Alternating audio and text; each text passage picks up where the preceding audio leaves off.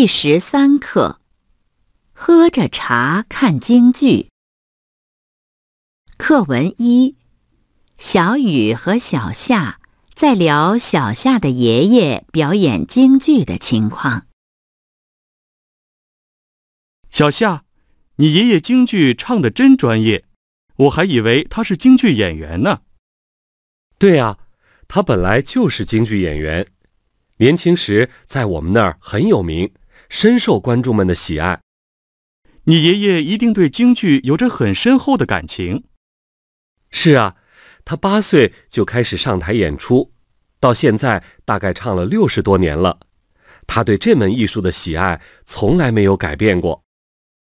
这么说，你喜欢听京剧也是受了你爷爷的影响？我小时候经常去看他的演出，平时他还给我讲很多京剧里的历史故事，让我学到了很多知识。课文2，小雨和马克在聊京剧。真没想到，你一个来自美国的外国留学生能把京剧唱得这么好。我常常跟着电视学唱京剧，然后一遍一遍地练习，偶尔跟中国人一起唱上几句。难道你从来没有接受过京剧方面的专门教育吗？别吃惊，因为我以前学习过音乐，有一些音乐基础，又对京剧这种表演艺术非常感兴趣，所以能比较容易地学会它的唱法。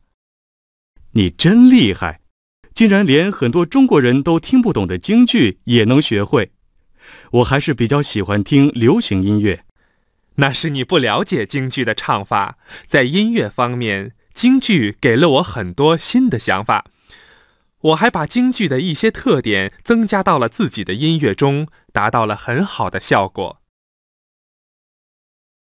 课文3，李老师和校长在谈工作。校长，因为外国留学生不了解中国文化，有时候会影响他们和中国人之间的正常交流，甚至还可能引起误会，带来麻烦。所以我们想申请举办一次中国传统文化节活动。你们的想法很好，举办文化节活动，一方面能让各国学生更好地了解中国，另一方面也能为学生们提供互相交流和学习的机会。谢谢您的支持。上次的春游活动你们办得非常有趣，大家都玩得很开心。这次活动继续由你负责，相信也一定会很成功。我们回去就开会讨论，星期5之前把详细的计划书发给您。好的，准备过程中有什么问题，你们可以直接来找我。课文4，筷子在中国大约已经有3000多年的历史了。对外国人来说，使用筷子吃饭并不容易，所以国外的一些中国餐厅在放筷子的纸袋上会提供使用筷子的详细说明。不过，如果你认为每个中国人都会正确使用筷子，那就错了。有人在互联网上专门进行过调查，结果发现每6个中国人中就有1个使用筷子的方法是错误的。如果你想正确使用筷子，那就好好练习吧。课文5，茶在中国有几千年的历史，是中国最常见的饮料。最早的时候，茶只是被当作一种药，而不是饮料。